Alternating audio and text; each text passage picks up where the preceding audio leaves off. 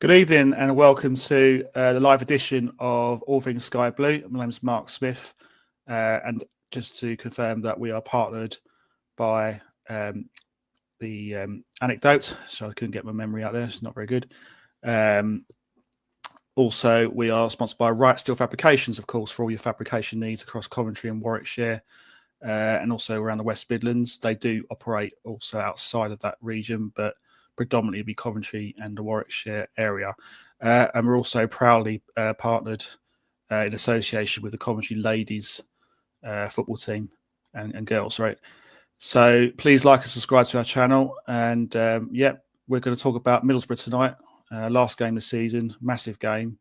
So we've got two guests. I've got Ian Smalls waiting in the wings, itching to come on to talk about Coventry City.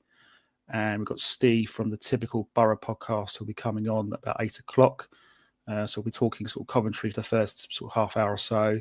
And then the second half of the show, we're talking about a bit about Boro and their form and whatnot. And then obviously, if you've got any questions, please send us any questions to our channel and we'll get them read out and we'll ask that to our audience. So without further ado, I'm going to bring on Ian. Ian, good to have you on tonight. How are we doing? Good evening, Mark. I'm fine, thank you. How are you? Yeah, not bad. It's been another busy day at work, but it's pleased to be back on the horse, talk about Coventry City, which is the fun part of the day for me. So I'm looking forward to it.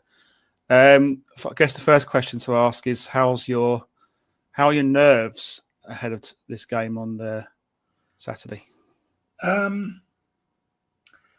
It's funny, really, because right up until the Sunderland game, I was a bit glass half empty. I didn't think we'd quite done enough.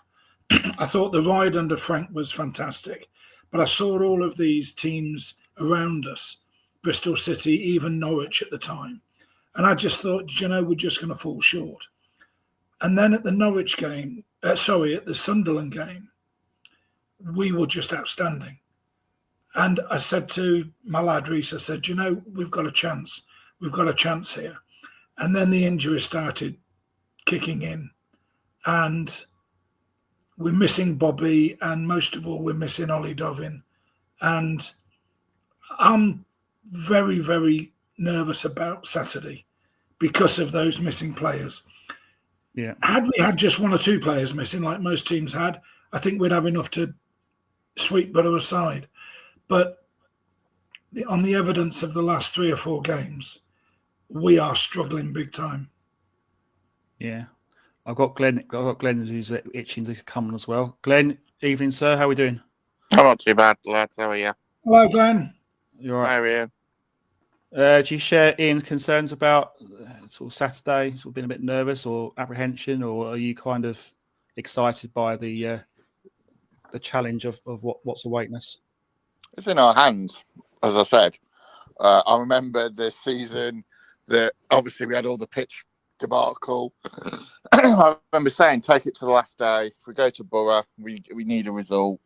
We can get a result, we get in the playoffs. I'll be happy with that. We're in the same scenario now.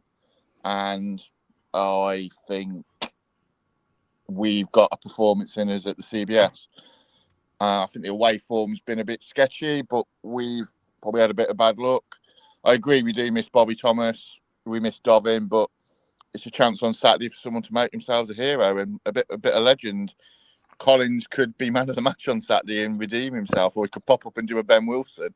So as long as we do ourselves justice, I'm not bothered what happens. I just don't want it to be a game that's decided by a referee's decision or somebody making a mistake, because I would hate that to happen on our side. And that referee, Ian, is Stuart Atwell, I believe, from Nuneaton. So obviously that's caused a bit of a stir. Are you happy or unhappy about that appointment? Just I don't know much about him. I know the name. Has he refereed us this season already? I don't think he has. I think never refereed Cobb. No, sorry, Mark. Really? Never refereed Cobb. He was right. VAR. He was VAR against Wolves, who obviously gave the Sims hand ball, whatever you want to call it, goal. The first one. Yeah. Doesn't really bother me really where he's from. I don't even think he's a Coventry fan. I mean, I'm sure we had. He was the referee for the Luton game. I think it was. I should know his name. It's Oliver. Is it Oliver something? Langford, I want to say. He's from the West Midlands. He's referee Luton Cov, but nothing got said about that. But I'm not really bothered about who the referee is. I just want to, see the players perform. And I'm sure they will do. But taking Glenn's point on the last few games, even back to Burnley, we've had shocking referees pretty consistently and lots of errors. So I agree with Glenn. If we can get a decent ref and not mess up ourselves, then we've got a chance. Yeah, I think the other facts as well is being at home. I mean, we've played 2 away games. We've struggled. I think being at home will help with a big crowd. I'm sure it'll be a sellout. I think that will help as well. Hope so. And I know we've got injuries in that, but I still believe that these players will. I'm confident we can get a result against Middlesbrough. Middlesbrough, I mean, they've only won. Okay, their away record is similar to ours. Actually, I think they've won 7 games on the road, which is one more than what we've won. So, I think, and we've beaten them already this season. We've beaten 3-0. I think that was our first away win of the season as well. So, okay, they were down to 10 men in fairness, but we still played pretty well there. So, I don't think we should fear them. I think it's a game which I'm actually looking forward to it. And in fairness, Glenn, I mean, when Mark Robins went back in November and Frank Lampard took over, and you said, and I said to you, we're 6th place. And if we get 1 win, we're in the playoffs. We're at home to Middlesbrough. You'd take that all day long, wouldn't you? Yeah, exactly. And let's be honest, none of the teams going into the playoffs are in great form. I think we've actually got the best points record after the last 5 games or something ridiculous like that out of Sheffield United, Sunderland, and possibly Bristol City. Like I say, Boro are a very odd side. I think they've only won twice this season when they've been conceded first. They've never beat us. I do think they're a bit of a flat track bully sometimes. I think they turn up for some of the lesser teams and the big games when the going gets tough. I'm not convinced they have the players that stand up and be counted. I think if we get a goal or 2 early on, I think they could crumble. But conversely, I don't want to be hanging on 1-0 or going 0-0 with 5-10 minutes to go, and you run the risk of Morgan Whittaker, Giles, Burzog. They've got plenty of pace in that team. And Hayden Hackney's a very, very good midfielder, but they have a horrific record against Cov. I think they haven't won in Cov since 2009 or something ridiculous. And I'm going to jinx it. I've never seen us lose to Middlesbrough yet, and I don't think we will on Saturday. I don't think they're good enough, and I think we've got more than enough in our team to cause them problems. I think they're really weak defensively as well. I think if you're playing a 36-year-old midfielder at centre half, if Hadji Wright, Sims and Thomas Asante between them can't run rings around him, then they may as well just give up and go home.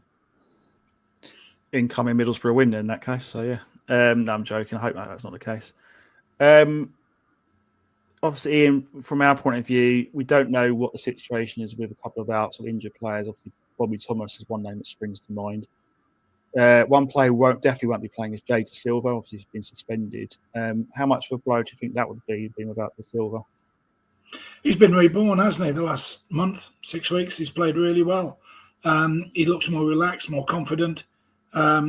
He's always got a mistake in him, Jay, but the same could be said for Bidders. Bidders don't let us down very often. I think we'll be fine. And what we miss with De Silva going forward, I think there's an opportunity there for Jack Redoni to play in that wider berth with Hadji or whoever plays down the left, Patterson if he picks him. I think we've got enough. I think we've got enough in the middle of the park to create the chances. Personally, I would play Hadji right down the middle. Or even, here's a long shot, a talking point. Would you put Thomas Asante in for Sims? Because Asante's got a bit of pace. I'm not a big fan of either, but to be honest, Asante has shown he can finish, unlike Sims. So is that something that Frank might consider?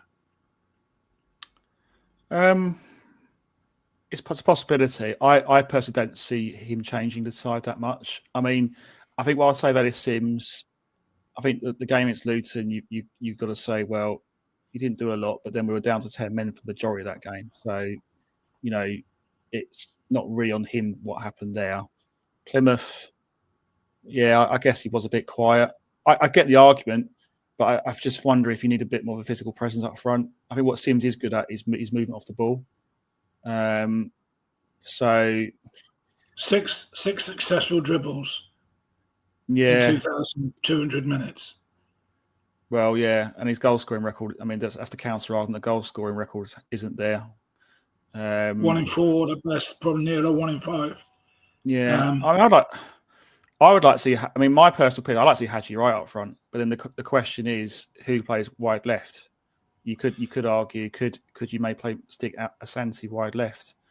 Asante or Patterson, or a mixture of two. Use one Patterson as a sub.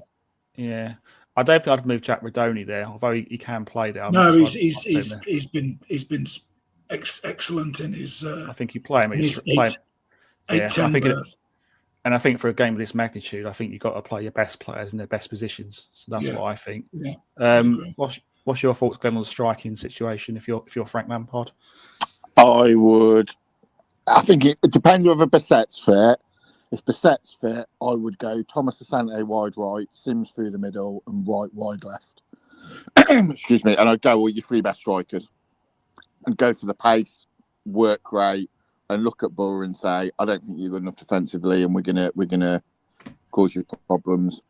I just think maybe Sakamoto has just had a little bit of a dip in form. I'm not convinced by Hadji Wright through the middle in terms of link-up play. It depends how Boro play. If Boro play a high line, then Hadji Wright is ideal to play through the middle because we can just play through them. If Sims and Wright and Redoni are on it, if Sheaf, Grimes and Redoni are on it, they can just pass through them. And that is ideal. But if they sit deep, Hadji Wright's link-up play is poor. So I'd rather have him out wide against Dyche still. And I think Thomas Asante is good at getting in the box as well. And I think he'll just offer you a bit more work rate-wise than Tats. It's harsh on Tats, but I don't think we can just keep playing the same group of players. I think we do need a bit of a fresh spark and maybe people with a bit of a point to prove. I guess if I was saying Sakamoto's defence is with the Luton game, obviously I suppose Luton games were a write-off really, but I just thought when he's at his best, he plays quite well with Milan. I thought Milan's had a couple of poor games where he hasn't linked up as well. I think when they're playing at their best, they're probably our best 2 players in tandem. I'm just offering the other alternative view, and you might think they'll all come good at some point. I'm hoping that Milan's going to be fit actually, because obviously he had a groin injury, I believe, which is why he wasn't playing the Luton game. Have you heard any sort of news, Glenn, on sort of this? Obviously, we don't really know because we haven't had another manager yet. It's a bit early yet, but any news on the grapevine and any players coming back? I know Bobby Thomas said he thought he'd be back for the Boro game when he was up in the corporate hospitality. I think it was around the West Brom game. He was telling people he thought he'd be back by then. Don't know about Milan. I think it's almost do or die. You gamble on them and see if you can get them through the game on Saturday, get us in the playoffs, and then you probably gamble again for the home leg and just try and see if we can just get through those 2 games. And then if we need to manage them for the second leg, then we'll have to do it. That's it. You just got to suck it up and get on with it and show the attitude that he showed. He got a real injury and then knuckled down and carried on. If you're 80%, you'd want to play in this game. You mean, why would you not want to play in a game like this? It's probably going to be the biggest game we've had at the CBS in years. And yeah, the players will die to play in front of this, in front of 30-odd thousand COF fans. They'll love it. You know what I mean? So yeah. You should be. Everyone should be in training, giving it the all this week to play. Yeah. Now, Ian, we've got another question about the goalkeeping position with Mr. Collins obviously not been, let's say, politely not at his best last couple of games. What does Frank Lampard do? Do you think he will stick or do you think he might twist? I don't think we know what's happening with Ben Wilson. I can't believe, with the footballing knowledge and the ability that Lampard's got, that he wouldn't have played Wilson a lot earlier. Even bringing him on a sub in the game that Ollie was injured, I was amazed that Collins came on. So it does get you thinking, is there something wrong with Ben? If Ben is 100% fit, he should have, I think, been in 2 games ago to give him a bit of match practice. If he's 100% fit, I think it's the toss of a coin. If you bring Ben back, I think everybody would be relieved. But it's his first game for, I don't know how long, 3 months? Yeah. 4 months? So is that fair to throw him in? I think you've just got to trust Lampard. He sees them all in training. He knows if Collins is picked, there must be a good reason for it. I just think Dovin's injury has been catastrophic for us. Yeah, I totally agree. I think that was a massive blow losing him. It shouldn't have been. You should have a good number 2, but we haven't. We haven't, and that's a massive, massive weakness. I think, in fairness, that's not an indictment on Frank Lampard. I think this is Mark Robinson's squad. You know, with a exception of Grimes, this is not his players. In fairness, I would say, conversely, that Collins, up until the mistake, and we all know it wasn't just him. I'd say Louis Binks could have bailed him out, and he didn't, because he got his feet in the wrong position and it went in, which was made kind of rub salt into the wounds. But Glenn, he did have a good game up until then, didn't he, against Luton? He made some really good saves in his defence. He's not a bad goalkeeper. You're talking about a goalkeeper that's played in a League Cup semi-final for Burton when they went on a run and got smashed by Man City. He's played in an FA Cup semi-final. He's played in a playoff semi-final. You don't play at that level if you're a bad goalkeeper. I think the problem you've got with him is, I think you've got to be a keeper that you either come for everything or you don't. You can't have ones that will come for some ones sometimes and not come for the others. He's got this awful habit of punching, which I don't like. And it's really, really, and that was probably, he was never in a position to catch that ball on Saturday. And it's nowhere really you need your keeper to come in that far out to get it. And you can work on that. Wilson, there must be more to it, because, like I said, if I'm old school, if you're fit enough to be on the bench, you're fit enough to start. Simple as that. You know what I mean? As a goalkeeper, you have to be ready to go straight in.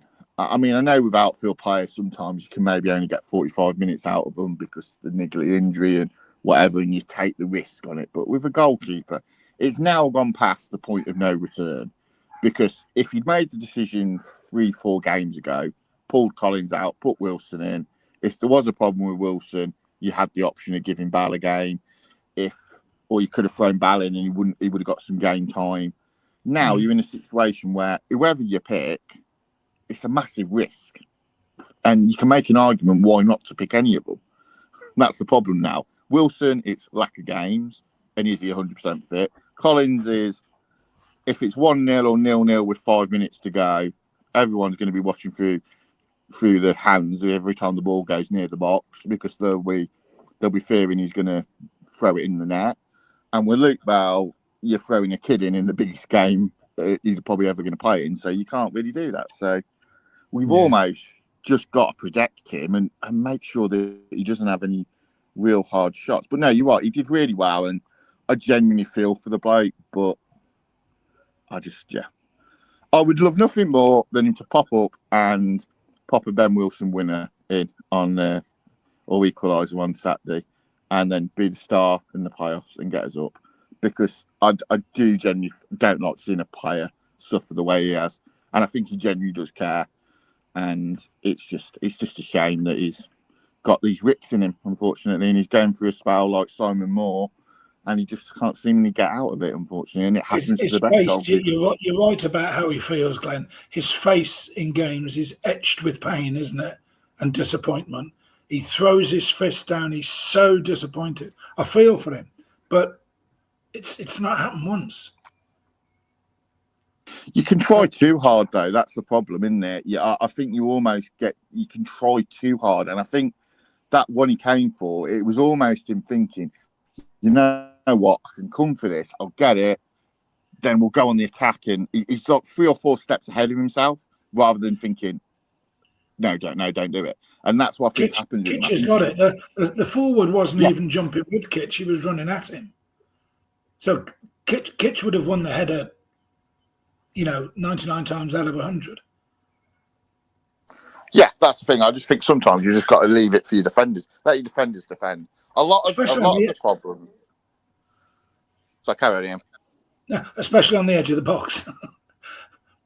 Yeah, a lot of the problems is when he gets in situations, Collins, he makes the wrong decision, which was a classic one with obviously the Burnley one. Even both Burnley goals, he's way out of goal for the first one. I don't like his positioning all the time. He looks like he overcompensates on the near post. But like even some of the best goalkeepers, like the lad from Forest, he was at fault for the second Man City goal. You've Donnarumma, as well as he's been for PSG, I've seen him have stinkers for them, and he's one of the world's best goalkeepers. Like I say, it can happen. Alisson's had a horrible run of form, and he's arguably one of the world's best keepers. It does happen. It's just, what can we do to get him in a mindset where he's not going to do it? And I think a lot of it comes down to Alan Williams. He's got to get into his head and say, look, this is what I want you to do on Saturday, and this is what I'm going to tell the team. If there's any balls that come in the penalty area, you defend them. If it's 6-yard box, Brad, Ben, whoever it is, I want you to just take man ball, whatever, and catch it. Get clattered. I think he's a bit wary of getting clattered. I think sometimes Oggy said that. Oggy almost basically called him out for being a bit of a wuss and not being dominating enough. And I think he was. He does seem to be that he can get a bit bullied by the opposition players. I think it's a psychological thing, though, isn't it? I wonder how much sort of work is being done behind the scenes psychologically. I don't know if that's Dr. Claire's remit, so it may or may not be that. But I wonder how much she has a part to play in terms of helping preparing the first team mentally with big occasions like that. Do you think that would be going on behind the scenes as well, Ian? Yeah, well, she's director of performance. She's a sports psychologist. So you would hope that those that are predisposed to a bit of mental gymnastics would go and see her. It's not for everybody, but you would hope that somebody who looks to the outsider as fragile as Brad Collins would benefit enormously from her to do some visualization and some positive thinking and getting him on his toes and ready to go. She's got all the qualifications. She's trained. So, hallelujah, she'll have earned her salary. If Brad goes out on Saturday, makes 3 stunning saves and saves a penalty in the last minute and we're 1-0 up, well done. I like Glenn. I'd love to see him succeed. Yeah, I think we all do, really. He wears a City shirt. He does, and I think it's never nice, seeing. I hate using the word scapegoat, but he has been probably fairly, in fairness, because it's not just about the Luton game. It's been games before that where he's made mistakes, which unfortunately has led to us dropping points. But it'll be lovely to see him come out, show some character. He did show character in the Luton game. I just felt he just made a really rash decision, and unfortunately that costs the game, which is bitterly disappointing. But all we can do as supporters is back whoever Frank Lampard decides to choose. I think Frank Lampard has got a role to play in supporting as well, because he needs a good goalkeeper. He needs Brad Collins to be at his best. I mean, I think that's who he'll go for. I'll be very surprised, as you say, that they'll go for Wilson, because to throw someone in one game to the season, I think is. I mean, I can see it happening. I could see the reasons for that, but I just think it's a risky one, really. That's just my view, but we'll see. I think as fans, we have to say whoever's on the team sheet in goal, Frank has chosen them for the right reason, because we just don't know. Yeah, and he sees them week in, week out. So you just got to back his judgment. Yeah. So, I've just got a couple of comments here. Keep your comments coming in, please. Be more than appreciate any comments you've got on tonight's show. We've got Lee. Good evening, Lee. I hope you're doing well, mate. We've got a comment here from the Offer of Mercia. Good evening. I think we'll need to use the likes of Asante and Patterson if we win on Saturday. The turnaround in those semi-final games is really, really quick, and we're bound to get knocks on Saturday. I think he's kind of thinking maybe along the lines of maybe even starting and we'll get him to feature at some point. Ian Barron, I'd like to subscribe. Good luck with your channel going forward. I'm a Darlington fan. Remember us back in the day. Memories. Yes, to Darlington till I die. Yes, Darlington were a football league club, I think, back in the 90s and that. I think they had, memory serves me right, I think Gary Bannister, an ex-Coventry player, used to play for Darlington. So that's a blast from the past. But I think going back to Saturday, I'm actually quite excited about it. I don't feel nervous. I think it's a different type of pressure to say if we were playing, I'd be more nervous playing a team like we've just had recently, a side near the bottom where we seem to struggle. I think Boro around us, our record against teams around us in the league has been okay, isn't it? I mean, you look at the way we played West Brom, for example. It was a completely different game. We played with confidence, and it was a comfortable, reasonably comfortable win. And Sunderland before that, we won by 3-0. So I'm optimistic we can win. I suppose, Glenn, the other question is that Bristol City did also drop points against Leeds, and they lost 4-0. So that will come into the fact that the goal difference now is pretty much neck and neck now, isn't it? Yeah. So Cov would have the advantage on goals scored, which is the next tie. So a draw would be enough for us if Blackburn and Millwall don't win and Bristol City lose. We would get in above them. But yeah, I'm really excited. Let's remember, like we had, I wouldn't call it a celebration.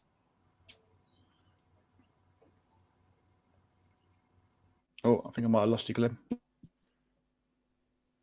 I'm about. Oh, let me meet you. Your line's going a little bit funny there. That's all right. Bristol City in sort of dropping points. They just not be coming back, Glenn. Bristol City dropping points. Obviously, goal difference pretty much identical to us now. That gives us a little bit of confidence as well, doesn't it? That if we win and that means they have to beat Preston in their last game, and obviously Preston need to win for their own reasons to stay up. So it's not a gimme that Bristol City are going to win. How much? I mean, really, we'd like to get fifth, ideally, wouldn't we? I know we'd like to get in the playoffs, but fifth would be incredible, wouldn't it? If we get perfect. The perfect scenario is that we win well, we get fifth, and we play Sunderland, who I think then there'd be a bit more excitement than playing Sheffield United over 2 legs. Yeah. Now, if we were to do that and get through, 1 or 2 injuries back, perhaps, if we were to get to Wembley and play Bristol City or Sheffield United, I think on a one-off, it's much easier to beat Sheffield United than over 2 legs. Yeah. Because they're a dour, hard, tough side. And I could see them coming to the CBS and getting a 0-0 and beating us at their place. Whereas at Wembley, I think there's something about that place that, I think we'd stand a decent chance. And then, oh, crikey, could you imagine? Yeah. Could you imagine? 5th place, beat Sunderland, win at Wembley. Oh, wow. Well, if we're lucky enough to get there, it'll be 3rd time lucky. But also got another team who might have a say in playing Sheffield United, is obviously Middlesbrough, and we've got Dicko joining us. Bear in mind, Sheffield United have had 9 playoffs. Yeah. Steve, how are we doing? You right? Oh, Dicko. I think this. Good evening. I think the sound might have gone. Steve, can you hear us? Well, is your mic on?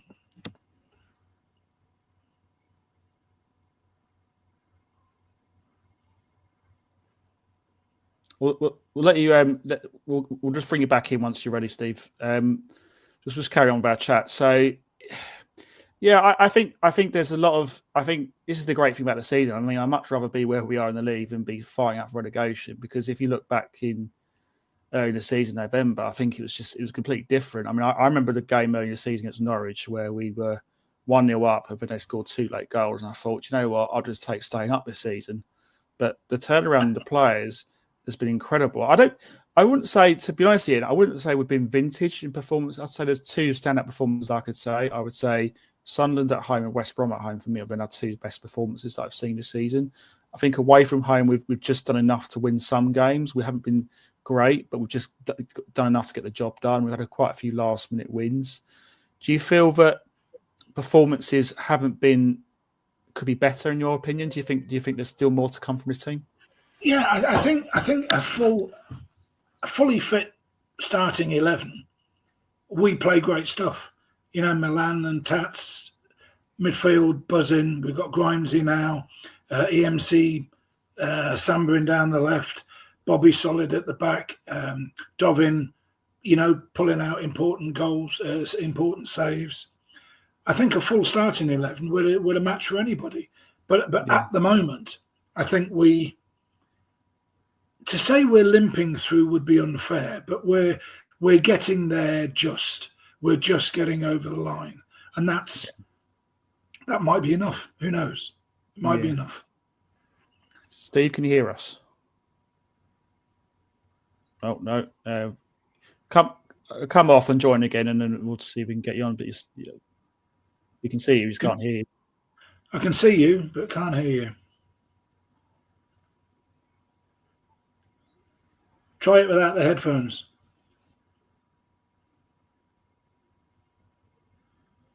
All right, we'll bring you back in.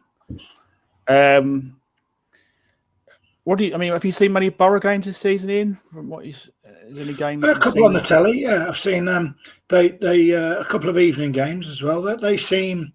I like the look of Hackney. I like the look of one of the lads up front whose name escapes me. They always look a nearly side. Played well. Oh, gave a goal away. Oh, they've gone 1-0 up, lost 2-1. They're unpredictable. I think on their day, you know, they're not 7th or 8th or whatever they are for no reason. And Morgan Whittaker's not pulling up any trees, and he may well shine. And if he does play like he did at Plymouth, I think we've got a problem with him. So beatable for sure, but anything could happen Saturday. I mean, we could win 4-0, we could lose 2-0, or we could have a boring 0-0. I just don't know what's going to happen. It depends if our Sunderland side turns up, or our, you know, Portsmouth side turns up. Portsmouth away. Yeah, they've spent. I mean, I've just looked online. They've spent £27 million, and they have recouped about 25 million. So they have spent a lot of money. I think Tommy Conway was about £5 million. I know they've signed obviously Whittaker £7 million. Mika Hamilton, should I say, was 4 million. Aidan Morris 3.7 million. And also they're bringing Ian Atcho, obviously, but he was a loan signing. So they've got players there with experience of playing at Championship and above. They're not going to be any mugs. Steve, any better? Can you hear us? Can you hear us? Can't hear you. No. I'll take you out again. Sorry, Steve. Sorry to be a nuisance. I mean, it's... how much have we? I suppose our net spend is similar because they sold their big striker, didn't they, to a French club for 20 million or something. Latte Bate. Oh, that was, I think, was it Latte Lats? Was it? I'm trying to think. Latte Lat. Yeah. But we spent 3.5 on Grimes, 3.5 only. One and a bit on a goalkeeper. And I think to be fair, I think Doug King for me is I think you can't really criticise him too much, really, as he has supported Frank Lampard. I think whatever division we're in, be it Premier League or still in the Championship, we're going to need to strengthen quite a lot over the season, aren't we? Oh, I think if we fail to go up, I think Frank will be brutal.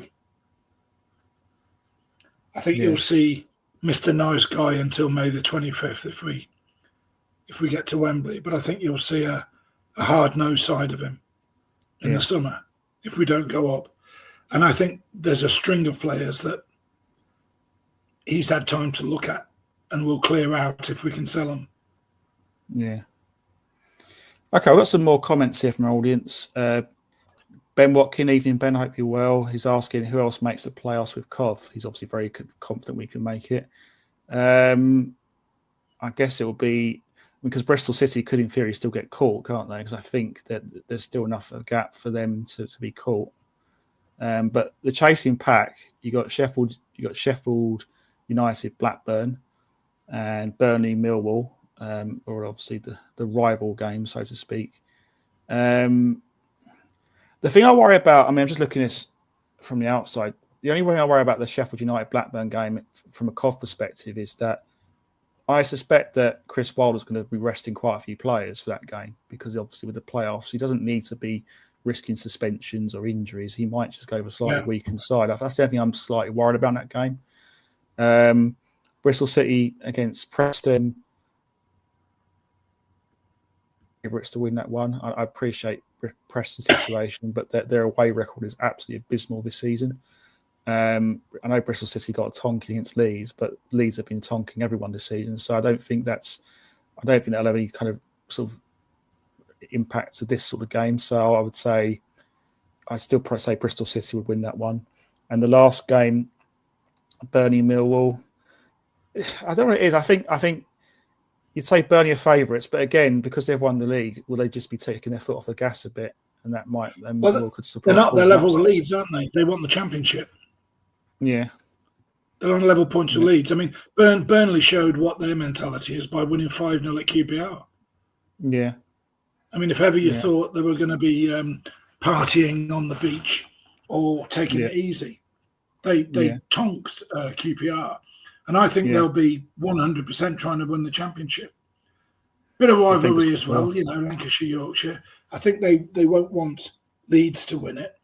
I think they'll take a great badge of honour taking the Championship off Leeds. So I think they'll be 100% full throttle.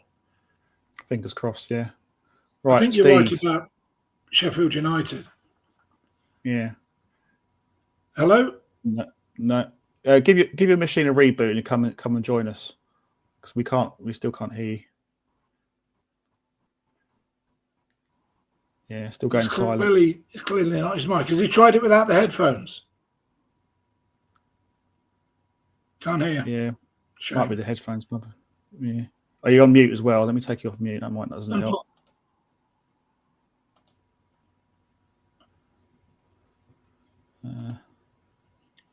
The mic mute's on.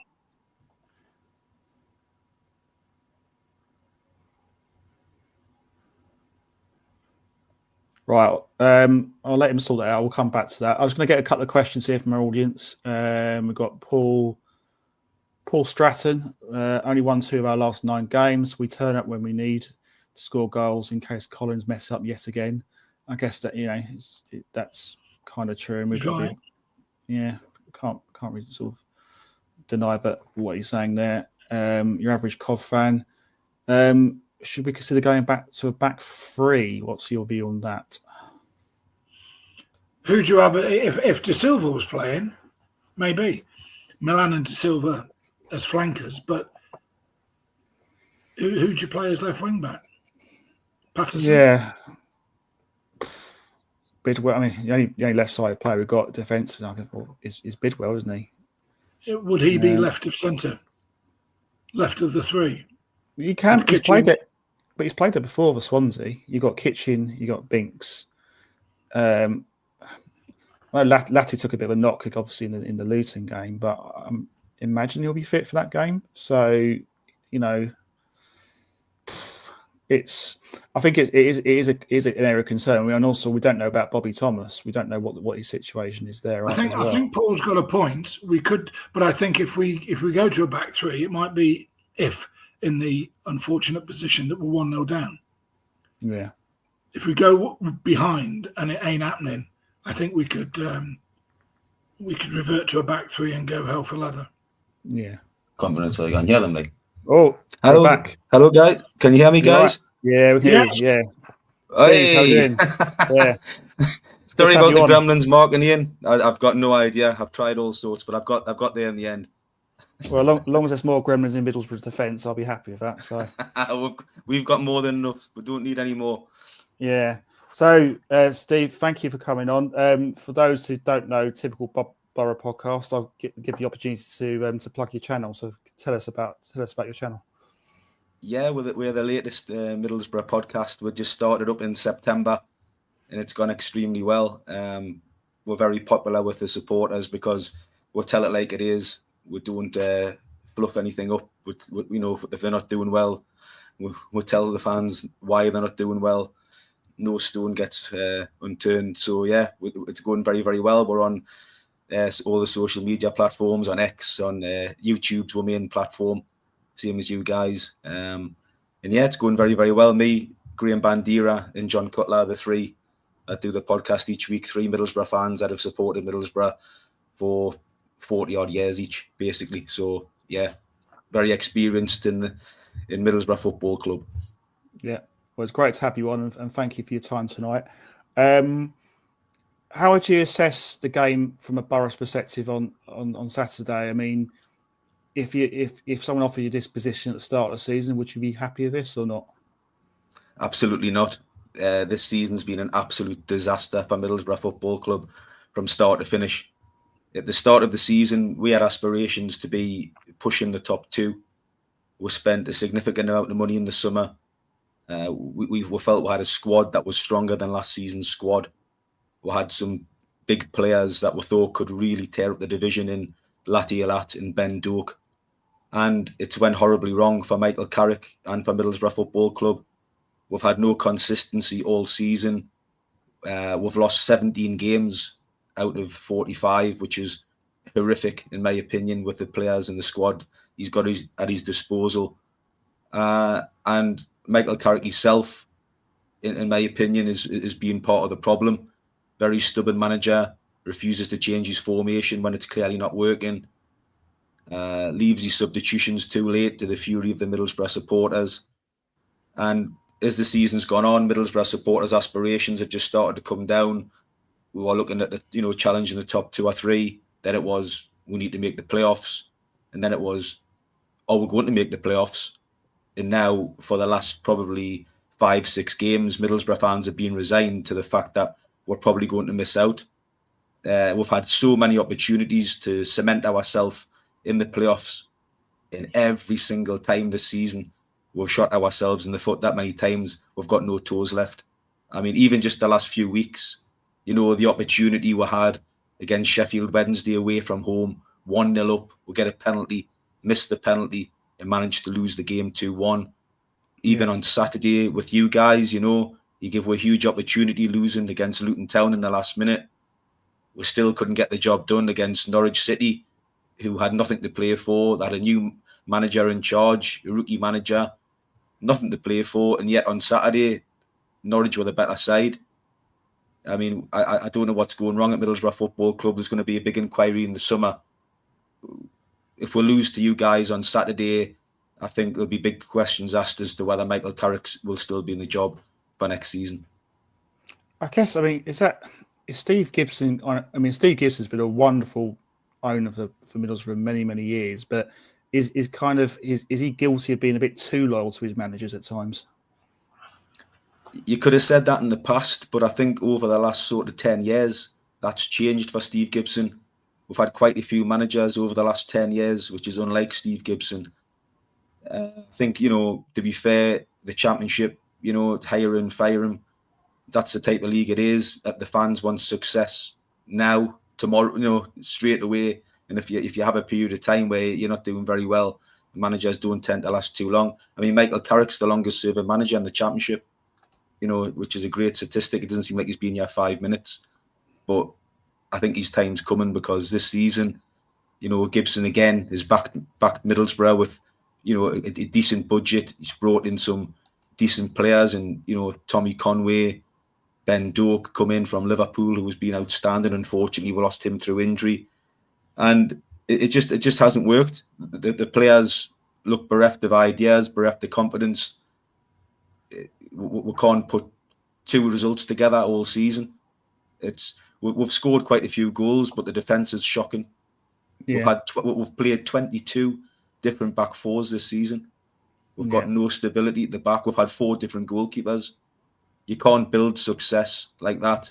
You need foundations. And Middlesbrough's foundations are sand, and it's really disappointing. The Middlesbrough supporters are really, really disappointed in this season. I mean, we'll go down to Coventry for a day out. We've sold out the weekend, as we always do, and we'll make some noise and back the boys. But I don't think, if Middlesbrough supporters are being honest, they're expecting to get anything from the game.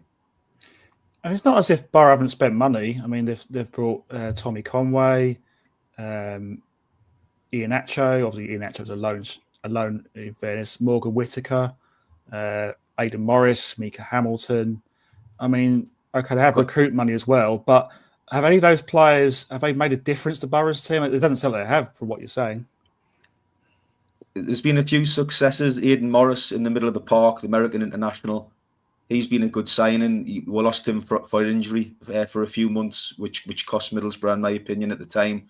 He was a big miss at the time. Tommy Conway has had a decent season, got 13 goals. He's took over from Latte Alat, who obviously went to America, to Atlanta.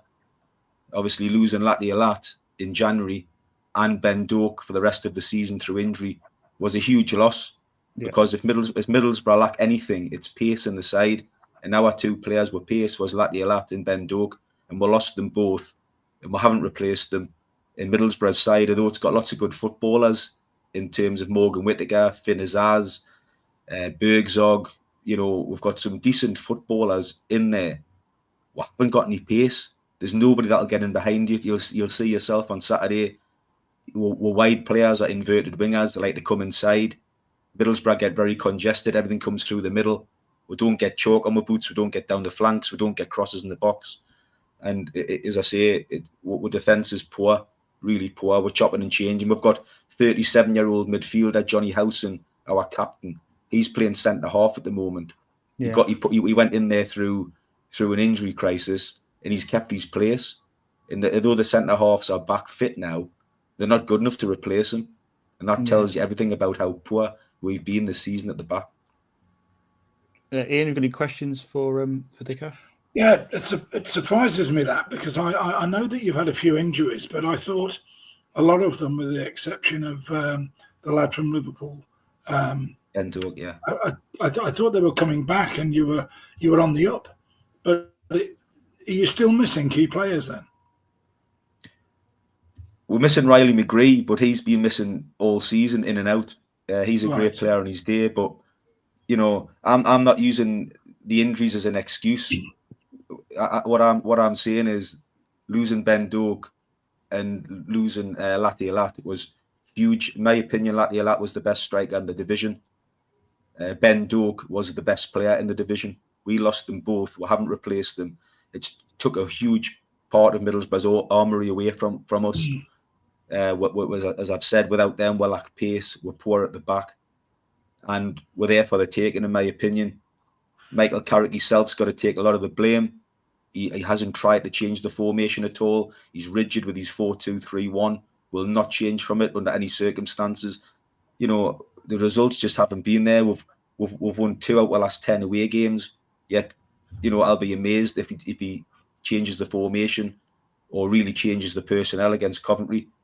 The fans are really at the end of the tether with Michael Carrick, in my opinion. He started off great when he took over, and we played you guys in the playoffs.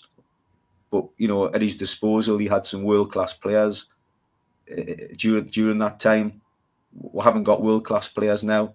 Michael Carrick, I think, is he's like a luxury manager. If you put him in charge of an Arsenal, you'd be a fantastic manager working with great players in his formation and getting them to play the way he wants them to play. But unfortunately, Middlesbrough don't have that talent. But he's trying to make them play his way, and it just doesn't work. Doesn't work at all, and it's gone on far too long. And as I say, I wouldn't be surprised if we lose to Coventry on Saturday. There'll be a change in the summer. Yeah, well, that's music to our ears, of course. But I don't think you've been watching us over the last 6 weeks, because we have been, other than a great result against Sunderland, we've been pretty poor. We've had injuries to key players, 5 players missing, and we haven't got a squad strong enough to compete. The biggest error for us, the biggest hit, was the goalkeeper, the young Swede, Oliver Dovin, been playing brilliantly.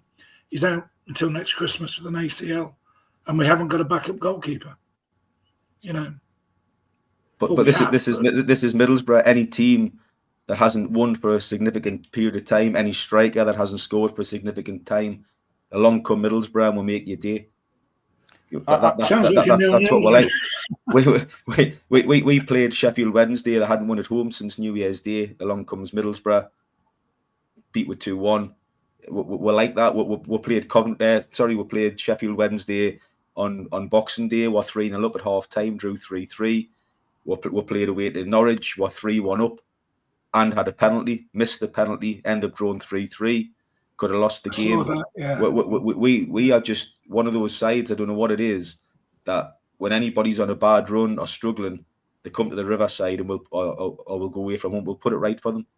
It's been a really frustrating season for Middlesbrough supporters because we know we're much better than what we've shown. In flashes, we've shown it, beating Oxford 6-2 and just the odd game here and there in flashes we've showed potential. But those days are getting less and less as the season's progressed. Yeah, I think Ben Doak and Latte Lat is I think that's the right pronunciation, but they're massive blows because I watched the game at Norwich at Carrow Road in the previous game, and I think was it 3-3, I think, from memory to score. That's but when they were playing, Middlesbrough attacked pace. They looked dangerous on the counter attack. They were a completely different side. I watched it thinking, I think we had Boro at the Riverside not that long after, and I was thinking I'm dreading going to play into Middlesbrough because they looked a really good side. Whereas now, I'm really happy. I'm happy that they're not playing against us because I did watch the highlights against Norwich, sort of just part of my research into this game, and you could see that they were quite open, Middlesbrough, from what I saw. I thought Norwich had quite a few chances, although I thought in fairness Middlesbrough had chances as well, but there were a lot of sort of shots from near the goal. It went just wide. It was one of those games that could have gone either way from what I saw. Would that be a fair reflection? Yeah, I mean, we had to go for it with the home game. We knew you guys had got beat earlier in the day. We had to try and win the game. But even then, the attitude, the application, the effort, you would never think Middlesbrough had the opportunity which presented itself to them during the Norwich game. At times, it was like a pre-season friendly, and Norwich looked the more likely to score on the break with, they've got decent strikers and Sargent and Sainz, and they look more dangerous than Middlesbrough. I mean, I think Middlesbrough's only hope on Saturday against Coventry is to come and set up and try and be difficult to break down, try and frustrate you, try and be solid. But in all honesty, with our defenders in the form they're in, I don't think we're capable of doing that. It's not really in our makeup. So I don't know how we're suddenly going to change from 45 games playing one way to try and turn up and be in frustrate Coventry. I just don't see how it's going to work. No. Got a comment from Paul Stratton again. If House is playing centre half, we definitely had you right at number 9. He will destroy a 35-year-old even. Does that make you feel, Ian, that Hadji Wright will be playing up front if you're Frank Lampard, or do you still? Well, having heard what Dicko's just been saying about his defence, I mean Sims at the moment couldn't take the skin off a custard. So I'd much prefer to get Hadji down the middle, a bit of pace with. Was it Paul on one of the comments said get Asante or Patterson wide, or even Sakamoto and Asante. And get behind them. And did you play a high line, Dicko? Do you tend to sit deep? they tend to sit. We haven't really got any pace in the defence to play a high line. You've got Johnny Howson sitting there at the moment with Dale Fry. Yeah, Neither that are would blessed make with sense. pace. Yeah. With full-backs, will probably be Dyke Steele. You might bring Neto Borges back in, who's fit again. We've been playing Illing Jr. there, who's a sort of wing back really, but he's been playing in a back four. We may push Illing Jr. further on against Hughes to try and inject a bit of pace into our side, because, as I've said, we haven't got any. We've got Ryan Giles at the club, who we've brought back on loan, but he's been poor. He hasn't really featured. He come on Saturday as the substitute against Norwich, and he done quite well. So Ryan Giles may come back in at left back. If he does, again, if I was a Coventry fan, I'd be clapping my hands, because Ryan Giles can't defend. And if you've got anything decent out wide, which I know you have, I think you would tear Ryan Giles to shreds, to be honest. Yeah, we know Ryan. He was on loan with us a couple of years ago. He's not the same player he was when he was on loan at Middlesbrough under Carrick in his first season. He was tremendous. But there again, he had better players around him, and all we're asking Ryan Giles to do was bomb forward and put crosses in the box. Now we're asking Ryan Giles to defend, and quite frankly, he can't. Yeah. Right, that brings me now to the next part of the show, which is predictions for Saturday's game. So we'll go with Dicko. What's your feeling ahead of this game? Well, obviously, you always go and hope in my heart, and I hope Middlesbrough do go and set up and battle and scrap and give 110% for nearly 3,000 Middlesbrough supporters going down there. They really deserve that. That's the bare minimum they deserve. And I hope we go there and play for the supporters and wear the heart on the sleeves and somehow conjure up, sneak a 1-0 win by a set piece or what have you, and make it a really frustrating afternoon for Coventry City and give us a glimmer of hope of the playoffs. But I'm a realist, and me personally, I think Coventry City will beat Middlesbrough on Saturday 2 or 3. I give up on this season a long time ago, to be honest, and I'm amazed that we're still in with a chance mathematically of making the playoffs. It would be an absolute miracle. But my podcast is called Typical Boro. Remember that. So you never know. It's called that for a reason. Middlesbrough do ridiculous things quite regularly. Well, hopefully it'll be next season rather than Saturday. Ian, what's your view? Are you coming to the game for Ian? Got to ask. Yeah, I'm flying over tomorrow. Yeah. Oh, okay. Nice.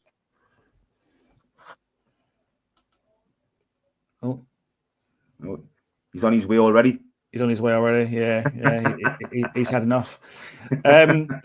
Now, for those who may have heard the podcast, All Things Sky Blue, I usually want to sit on the fence, go for draws, but I'm going to be positive. I'm going to say we're going to win.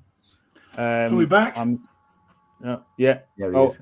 I'll come to my prediction. I'll come to you. Can you hear me? I can hear you now. Yeah, all good. Yeah. I'll just wait for Mark to come back on. Yeah, can you hear me? I'm going to say I think we'll go behind, actually, Dicko. I think we'll go behind, but we'll sneak it 2-1.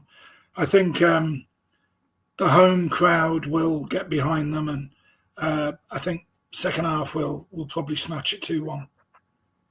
Okay, you're going 2-1. Where's Mark gone? Yeah, I'm here. Can you hear me? Mark's still there. You can see you. Oh, is he? Yeah, I'm still there. Oh, there you are. That must be my end then. Yeah. My signal looks okay. Yeah. So did you hear me, Mark? I went for the 2-1 having gone a goal behind. Yeah. I put it down to poor internet connection in France. It was all their fault. You're not getting the same problems you get in Spain and Portugal, are you? No, I've got Starlink. So it's satellite. It's been touch wood as good as gold. I don't know what happened there.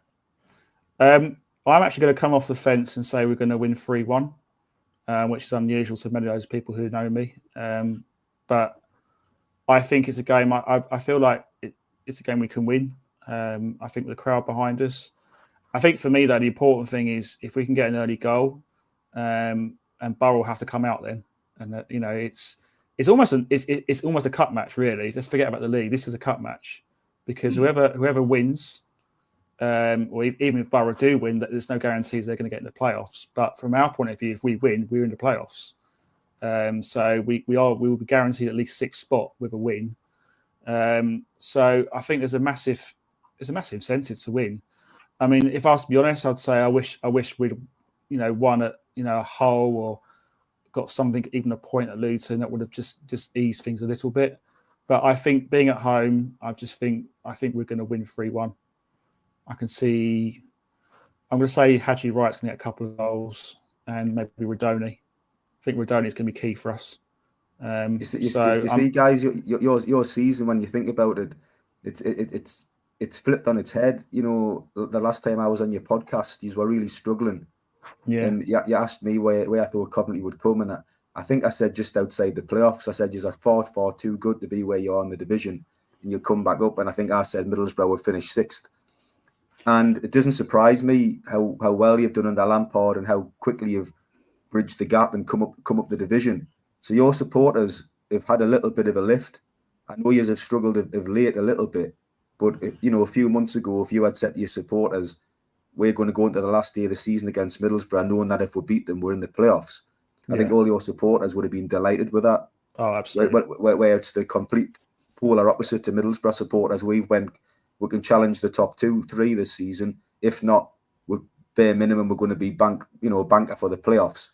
To God, I hope we're going to make the playoffs. To now, actually, if we don't make the playoffs, it's an absolute disaster. So we've went in reverse to what yous have done, So you'll see that tomorrow on Saturday with both sets of supporters. They'll both be attacking the afternoon the game with completely different mindsets in the stands. I guess it rankles you, Dick, even more that up the road, Sunderland have been flying this season as well, and have been in the playoffs for such a long time, which kind of then must be doubly frustrating for a Boro fan. Yeah, well, they've come in with an unknown manager. Nobody knew who he was. He's come in. He's got a really young squad. Don't get us wrong. They've got some really good, young, talented footballers. But from my point of view, Middlesbrough have got a better squad. And to see Sunderland, how many points they are ahead of Middlesbrough this season. They beat home and away for the first time in a long time. It's been quite embarrassing to watch, to be honest. I mean, Sunderland are no great shakes, I mean, they've limped to the playoffs at the end. The form's been poor over the last few weeks, but obviously in the playoffs they could pick back up again. But it's just so disappointing. It's really Middlesbrough supporters. Newcastle won the League Cup, the first cup they've won in donkey's years. Sunderland are in the playoffs. It's like Leeds have got promoted. You couldn't wish for a worse season as a Middlesbrough supporter, to be honest. It is a very definition of it rains, it pours, and I think it's been hailing down pretty much. But hopefully, with the greatest respect to you, Stephen, I think you're a great bloke. But I hope that continues on Saturday. What do you think about? I mean, just aside from this game, we've obviously got a couple other games, other teams in the playoff shake-up. We've got Bristol City, Preston, Millwall travelling to Burnley, and Blackburn travelling to Sheffield United. Do you think there'll be any surprises in those games, just looking at it from a neutral point of view? If I was going to pick one, Sheffield United might just take the foot off the gas. They're playing Blackburn, aren't they? Yeah. Blackburn might just go there and get something. They might just go there and win. I think Chris Wilder might rest a lot of his first team players. I think Chris Wilder's a wily old fox, and he'll be thinking to himself, we play who comes 6th in the division. I might rather play Blackburn than play a Middlesbrough, or even a Coventry. So he might just give Blackburn every opportunity to sneak into a playoff spot. Yeah, I think Burnley win their game. I think they take care. And as I say, Bristol City, I think they'll do enough. Yeah. That's fair enough. What's your view? Preston, I think, will be all out for the point just to make sure they stay up. And I've got a funny feeling Bristol City might sneak it by the odd goal, but that could be a draw. I agree with Dicko and you, Mark. I think Sheffield United will rest half a dozen players. So Blackburn could sneak that. I think Burnley won't let up. They want the championship. Yeah. They want to be champions, and I think they'll win comfortably. Yeah. Well, let's be interested to see what happens. I think whatever happens, it's going to be quite a pulsating weekend of football. I was saying Saturday lunchtime. There'll certainly be some ups and downs. It'll be one of those days where there'll be goals going in and positions will be changing throughout the afternoon. I've got no doubt about that. Oh, I'm sure it will. I think there'll be lots of twists and turns, and I mean, the Championship general is like that. Apart from the top 3 teams, I think the rest really this season of anyone could beat anyone in the league. I think I remember Portsmouth, I think, beat Leeds at Fratton Park, and then on the midweek they lose to Plymouth.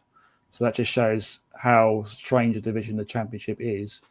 And I think the other thing, just as a side note, is I'm pretty sure Preston have lost fewer games than both ourselves and Middlesbrough, yet could be going down. So that's just the weird thing about the Championship is winning games is absolutely golden. Really, that's I guess the name of the game, because it's just a strange league. But I think for me, it's the most entertaining league. Just as a neutral, I don't like. As much as I'd like to see my team in the Premier League, I think financially we have to get there, for the betterment of getting millions and millions of pounds. But from an entertainment point of view, the Premier League is just boring. It is a really boring league. I don't really like it as much. That's just my view. But anyway, I think that's a whole other podcast on its own. Football finance and the gap between the Championship and the Premier League, and until that gap gets shorter. What's happened the last couple of years, where teams just go up and come straight back down, is going to continue, unfortunately. Yeah, I know. Well, let's end it there tonight. Dicko, thank you for your time tonight. Really appreciate your time. Ian, thank you again for coming on. Really appreciate. See you there Saturday. Yeah, thanks for having me on, boys. Much apprecited. Yeah, you coming to the game? You going, Dicko? Just quickly. No. I've had my fill. I was at the Norwich game on Saturday, and that's my last. Well, unless typical Boro make the playoffs. Well, we'll see.